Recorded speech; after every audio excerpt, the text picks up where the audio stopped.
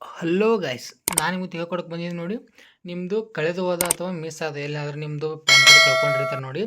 ಕಳೆದು ಹೋದ ಪ್ಯಾನ್ ಕಾರ್ಡನ್ನು ನೀವು ವಾಪಸ್ ಮನೆಗೆ ಆರ್ಡರ್ ಮಾಡ್ಕೊಳೋದು ಹೇಗೆ ಅಥವಾ ರೀಪ್ರಿಂಟ್ ತಗೊಳ್ಳೋದು ಹೇಗೆ ಅಂತಂದು ನಾನು ಈ ವಿಡಿಯೋದಲ್ಲಿ ನಿಮಗೆ ಮಾಹಿತಿ ತಿಳಿಸ್ಕೊಡ್ತೀನಿ ನೋಡಿ. ನಿಮ್ಮ ಮೊಬೈಲ್ ಫೋನ್ ಮೂಲಕ ನೀವು ನಿಮ್ಮ ಕಳೆದು ಹೋದ ಪ್ಯಾನ್ ಕಾರ್ಡ್ ಅಥವಾ ಪ್ಯಾನ್ ಕಾರ್ಡ್ ಕಳೆದಿರ್ತೈತೆ ನೋಡಿ, ಅಂಥ ಪ್ಯಾನ್ ಕಾರ್ಡನ್ನು ನೀವು ಮನೆಗೆ ವಾಪಸ್ಸು ನೀವು ಪೋಸ್ಟಿನ ಮೂಲಕ ತರಿಸ್ಕೋಬೋದು. ಇಲ್ಲ ಬರೀ ₹50 ಚಾರ್ಜಸ್ನಲ್ಲಿ ಬಂದುಬಿಟ್ಟು ನೀವು ಪೋಸ್ಟಿನ ಮೂಲಕ ನಿಮ್ಮ ಕಳೆದು ಹೋದ ಪ್ಯಾನ್ ಕಾರ್ಡನ್ನು ಮನೆಗೆ ನೀವು ಆರ್ಡರ್ ಮಾಡ್ಕೋಬೋದು. ಹಾಗೆ ರೀಪ್ರಿಂಟ್ಸ್ ಸಹ ತೊಗೋಬೋದು ನೋಡಿ.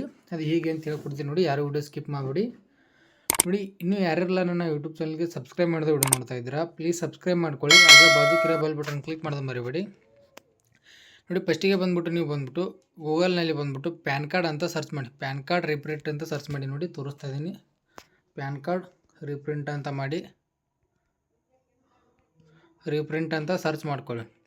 ಸರ್ಚ್ ಮಾಡ್ಕೊಂಡ್ಮೇಲೆ ನೋಡಿ NSDLದು ಒಂದು ವೆಬ್ಸೈಟ್ ಬರುತ್ತೆ. ನೆಕ್ಸ್ಟ್ UTIದು ಒಂದು ವೆಬ್ಸೈಟ್ ಬರುತ್ತೆ ನೋಡಿ. ನೀವು ಯಾವ ವೆಬ್ಸೈಟ್ ಮೂಲಕ ಪ್ಯಾನ್ ಕಾರ್ಡ್ ಅಪ್ಲೈ ಮಾಡಿರ್ತಾರೆ ನೋಡಿ, ಅದ್ರ ಮೂಲಕ ನೀವು ರೀಪ್ರಿಂಟ್ ಮಾಡ್ಕೋಬೇಕಾಗುತ್ತೆ. ಅಂದರೆ ನಾನು NSDL ಮೂಲಕ ನಾನು ಪ್ಯಾನ್ ಕಾರ್ಡ್ ಅಪ್ಲಿಕೇಶನ್ ಹಾಕ್ಕೊಂಡಿದ್ದೆ, ಅದಕ್ಕೆ NSD ಮೂಲಕ ನಾನು ರೀಪ್ರಿಂಟ್ ತಗೊತೀನಿ.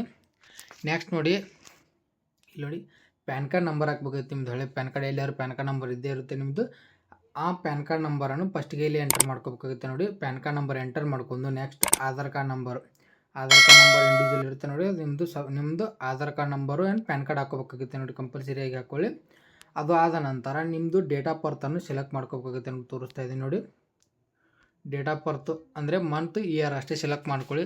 ನೆಕ್ಸ್ಟ್ GST ನಂಬರ್ ಇದೆ ನೋಡಿ, ಇದು ಆಪ್ಷನ್ ಇರುತ್ತೆ. GST ನಂಬರ್ ಏನು ಯೂಸ್ ಇರೋಲ್ಲ, ನೀವೇನು ಅದನ್ನು ಹಾಕೋಬೋದು, ಹಾಕ್ದೇ ಇರ್ಬೋದು ನೋಡಿ.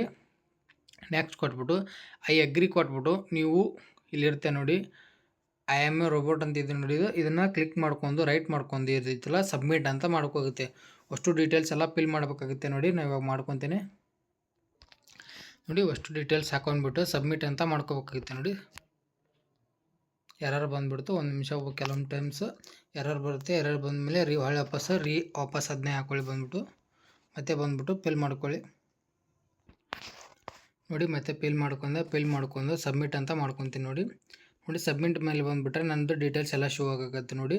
ನಮ್ಮದು ಪ್ಯಾನ್ ಕಾರ್ಡ್ ನಂಬರ್ ಎಲ್ಲ ಶೋ ಆಗಕತ್ತು. ಅದನ್ನು ಬಂದುಬಿಟ್ಟು ನಿಮ್ಮ ಅಡ್ರೆಸ್ ಇರುತ್ತೆ ನೋಡಿ, ಅಡ್ರೆಸ್. ನೆಕ್ಸ್ಟ್ ನಿಮ್ಮ ಮೊಬೈಲ್ ನಂಬರ್ ಅಥವಾ ಇಮೇಲ್ ಅಡ್ರೆಸ್ ಮೂಲಕ ನೀವು OTP ಹಾಕೋಬೇಕಾಗುತ್ತೆ ನೋಡಿ. ನಾನು ಮೊಬೈಲ್ ನಂಬರ್ ಕೊಟ್ಬಿಟ್ಟು OTP ಅಂತ ಕೊಡ್ತೀನಿ ನೋಡಿ. ಜನರೇಟ್ OTP ಮೇಲೆ ಕೊಟ್ಟರೆ ನಿಮ್ಮದು ಪ್ಯಾನ್ ಕಾರ್ಡ್ ಮಾಡೋಕ್ಕೆ ಮೊಬೈಲ್ ನಂಬರ್ ಯಾವ್ದು ಕೊಟ್ಟಿರ್ತಾರೆ ನೋಡಿ, ಆ ನಂಬರ್ಗೆ OTP ಹೋಗುತ್ತೆ. OTP ಕೊಟ್ಬಿಟ್ಟು ನೀವು ಡೌನ್ಲೋಡ್ ಮಾಡ್ಕೋಬೇಕಾಗುತ್ತೆ ರೀಪ್ರಿಂಟಿಗೆ. ಆ ಚಾರ್ಜಸ್ ಇರುತ್ತೆ ನೋಡಿ, ₹50 ಚಾರ್ಜಸ್ ಇರುತ್ತೆ. ಆ ಚಾರ್ಜಸನ್ನು ಪೇಮೆಂಟ್ ಮಾಡಿ ನೀವು ಪ್ಯಾನ್ ಕಾರ್ಡನ್ನು ಪಡೆದುಕೊಳ್ಳಬಹುದು ನೋಡಿ ಈಸಿಯಾಗಿ ನಿಮ್ಮ ಮೊಬೈಲ್ ಫೋನ್ ಮೂಲಕ ನೋಡಿ. ಜನರೇಟ್ OTP ಮಾಡ್ಕೊಂಡು ನೆಕ್ಸ್ಟ್ ಅದಕ್ಕೆ ಚಾರ್ಜಸ್ ಹೇಳಿದ್ನಲ್ಲ, ಆ ಚಾರ್ಜಸನ್ನು ಪೇ ಮಾಡ್ಕೊಂಡು ನೀವು ರೀಪ್ರಿಂಟ್ ಮಾಡ್ಕೋಬೋದು. ಹಾಗೆ ನಿಮ್ಮದು ಪೋಸ್ಟಿನ ಮೂಲಕ ವಿತಿನ್ 15 ಡೇಸ್ನಲ್ಲಿ ಬಂದುಬಿಟ್ಟು ನಿಮ್ಮದು ಪ್ಯಾನ್ ಕಾರ್ಡ್ ಬಂದುಬಿಟ್ಟು ಮನೆಗೆ ರಿಸೀವ್ ಆಗುತ್ತೆ ನೋಡಿ. ವಾಪಸ್ ಡಿಜಿಟಲ್ ಕಾಪಿ ಬಂದುಬಿಟ್ಟು ನಿಮ್ಮ ಮನೆಗೆ ರಿಸೀವ್ ಆಗುತ್ತೆ. ಈ ಥರ ನೀವು ಕಳೆದು ಹೋದ ಪ್ಯಾನ್ ಕಾರ್ಡನ್ನು ಈಸಿಯಾಗಿ ನಿಮ್ಮ ಮೊಬೈಲ್ ಫೋನ್ ಮೂಲಕ ವಾಪಸ್ ಪಡೆದುಕೊಳ್ಳಬಹುದು ನೋಡಿ.